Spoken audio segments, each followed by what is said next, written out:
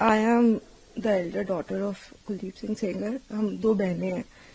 मैं बस इतना ही कहना चाहती हूँ कि अगर एक भी प्रूफ है कि मेरे पिता ने उनकी तरफ जो ये एलेज कर रही है आंख उठा के भी देखा है, तो आप मेरे पिता को फांसी चढ़ा दीजिए।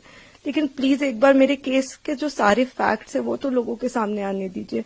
हम बहुत ही मुश्किल से जुडिशरी के पास गए थे। हमारे अपील में हमने सारे फैक्ट्स फाइल किए हुए हैं। उन्होंने अपनी टाइमिंग 3 बार बदली है। पहले उन्होंने कहा दोपहर 2 बजे, फिर उन्होंने एक मीडिया स्टेटमेंट दिया, उन्होंने कहा नहीं 2 बजे नहीं हुआ, शाम को 6 बजे हुआ। ये उन्होंने ऐसे इसलिए किया क्योंकि ऑलरेडी एक फोटो है मेरे पिता की कि वो मम्मी के साथ एक इवेंट में मौजूद है 2 बजे।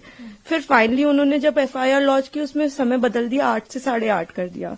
रिकॉर्ड पे है कि जो मेरे फादर की लोकेशन है, वो जो अलेज कर रही है जो जगह, उससे 17 किलोमीटर दूर मेरे फादर की लोकेशन है। वो खुद उस वक्त फोन पे बात कर रही हैं जिस वक्त उन्होंने ये टाइमिंग अलेज की है। तो इतने सारे सबूत होने, एम्स की रिपोर्ट है जो बता रही है कि वो 18 साल के ऊपर है और वो खुद को माइनर 15 साल की बच्ची बताती हैं।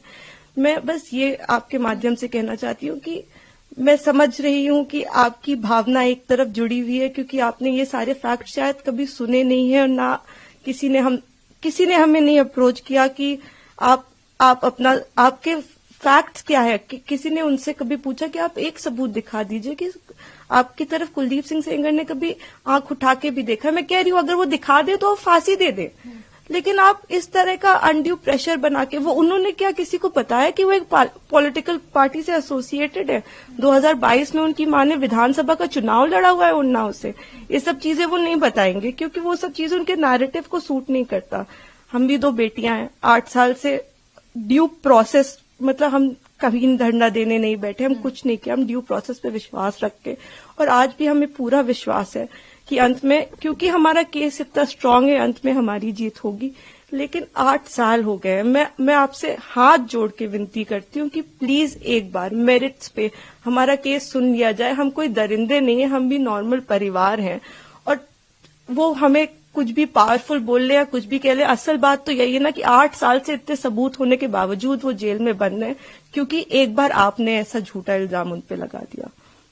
मैम रॉ फैक्ट्स की बात कर रहे हैं, इस केस में इन्होंने स्टेटमेंट्स तो अपने बहुत सारे बदले ही हैं, जो कि आप अगर मुझसे कहेंगे तो मैं आपको डिटेल में प्रोवाइड कर दूंगी। इन्होंने समय 3 बार बदला है। पहले इन्होंने कहा कि दोपहर को 2 बजे कुलदीप सिंह सेंगर ने मेरे साथ रेप किया। उसके बाद इन्होंने कहा नहीं दोपहर के 2 नहीं बज रहे थे, शाम के 6 बज रहे थे। फिर इन्होंने चेंज किया, कहा नहीं ये नहीं हो रहा था, शाम के 8:30 बज रहे थे। जब सीबीआई ने मेरे फादर की लोकेशन निकाली तो उनकी लोकेशन 17 किलोमीटर दूर उनके उन्नाव ऑफिस की पाई गई।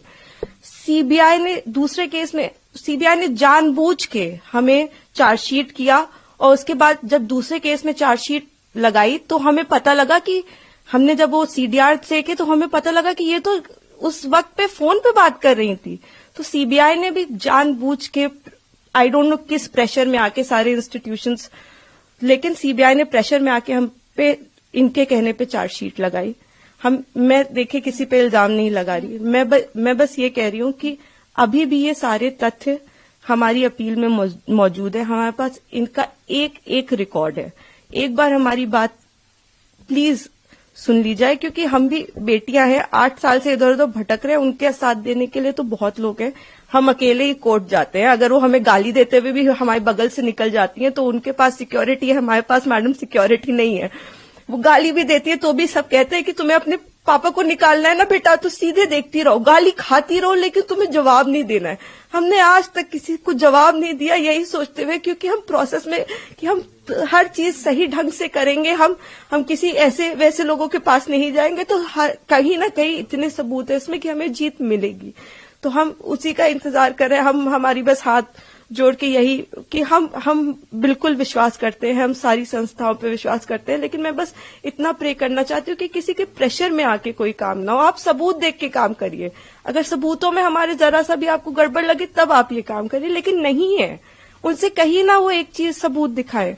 वो बोलते हैं कि ट्रक वाला जो एक्सीडेंट बताते, कितनी मिस इन्फॉर्मेशन है कि 11 बार कि हो सकता है IIT दिल्ली, CBI, NHRC सारी की एक्सपर्ट टीम बनाई गई थी इसमें, सबने पाया कि वो नेचुरल एक्सीडेंट था। मेरे फादर उस केस से डिस्चार्ज हो चुके हैं, लेकिन आप देखिए आपको कोई मीडिया चैनल नहीं बताएगा कि मेरे पिता उस केस से डिस्चार्ज हो गए थे जिसमें वो कह रही हैं कि लोगों को मरवाया। आज भी आपने यही नैरेटिव बना रखा है कि लोगों को मरवाया। मतलब इतना झूठ, इतना मिस इन्फॉर्मेशन है वहां पे कि मैं बस रिक्वेस्ट करना चाहूंगी, प्लीज किसी तरह का मिस इन्फॉर्मेशन मत फैलाएं।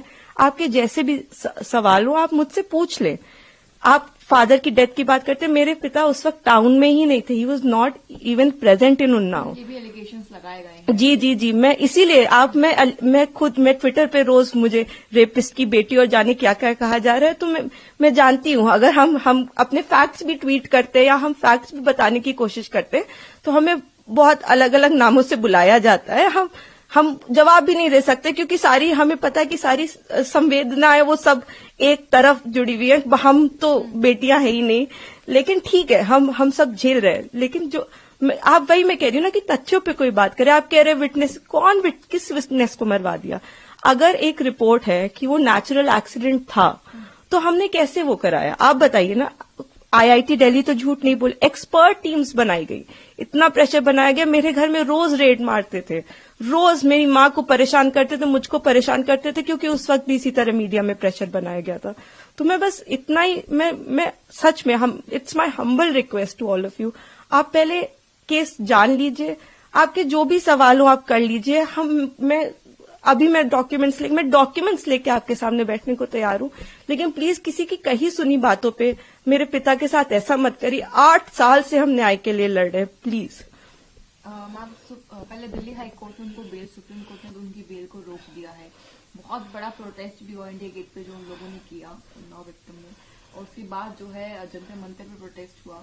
जी, मैं सारी चीजें देख रही हूँ। मैंने आपको इसीलिए बताया कि कुछ उनके पॉलिटिकल अफिलिएशंस भी हैं और मुझे कोई वो बिल्कुल प्रोटेस्ट करे, लेकिन जहां वो प्रोटेस्ट कर रहे हैं उनसे आप एक बार जाके कह दीजिए कि आप प्लीज सबूत दे दीजिए, एक बार दिखा दीजिए कि क्या सबूत है कि कुलदीप सिंह सेंगर ने आपके साथ ऐसा ऐसा किया। एक बार मैं मीडिया के मेंबर से रिक्वेस्ट है कि कोई भी एक बार जाके उनसे पूछ ले कि आप एक सबूत दे दीजिए। मैडम, मैंने तो 6-7 पॉइंट बताए हैं, आप एक पॉइंट बता दीजिए कि ये सबूत है कि आपके साथ ऐसा ऐसा उस दिन हुआ, सिवाय आपके बोलने के, जिसमें भी आपने कई बार अपने बयान बदले हैं। आपने मेरे पिता पे आपने एक केस फाइल किया, अन्य लोगों पे 2.5 महीने बाद आपने सोच समझ के, शायद ये आप में से कम लोगों को पता होगा, सन 2000 में इनके चाचा हिस्ट्री शीटर हैं, उन पे 17 मुकदमे हैं, 17, and these are not put by us. मैं जब पैदा हुई हूं उसके पहले से मुकदमे चल रहे हैं, तो इसके पहले कि लोग इसमें भी कुछ सोचे। 17 मुकदमे सन 2000 में वो मेरे चाचा पे अटेम्प्ट टू मर्डर का उनके ऊपर केस चला है, वो इस वक्त तिहाड़ में बंद है, जो इनके चाचा है। तो आज की इनकी दुश्मनी नहीं है हमसे, इनकी दुश्मनी हमसे पुरानी है। तो बहुत सारे कारण हैं। अगर आप कोई भी मुझसे सवाल पूछना चाहते हैं तो आप मुझसे डिटेल पूछे, मैं सारी सवालों का आपका जवाब। मैं बस चाहती हूं कि आप फैक्ट्स पे बात करें। आप एक बार, मैं भावनाएं समझती हूँ सबकी, किसी को भी, मैं खुद एक बेटी हूं, मुझे ये कहानी किसी बच्ची की सुनाई जाती तो मैं भी शायद ट्विटर पे गालियां ही लिख रही होती, लेकिन उस कहानी में कितना सच है ये जान लीजिए कि दूसरी तरफ भी हैं बेटियां, दूसरी तरफ भी लोग हैं। जिस इंसान को आप इतना बुरा समझ रहे हैं वो नहीं है, वो 2 बच्चियों के, और मैं इसलिए नहीं कह रही कि आप आर्ग्यूमेंट्स वो लेके आए, लेकिन वो भी इंसान, क्या उन्होंने देखा भी आंख से? आप एक प्रूफ दे दीजिए और आप मेरे पिता को फांसी पे चढ़ा दीजिए। मैं कह रही हूं, अगर एक भी सबूत है कि मेरे पिता ने उस लड़की की तरफ आंख उठा के भी देखा है तो आप मेरे फादर को फांसी दें।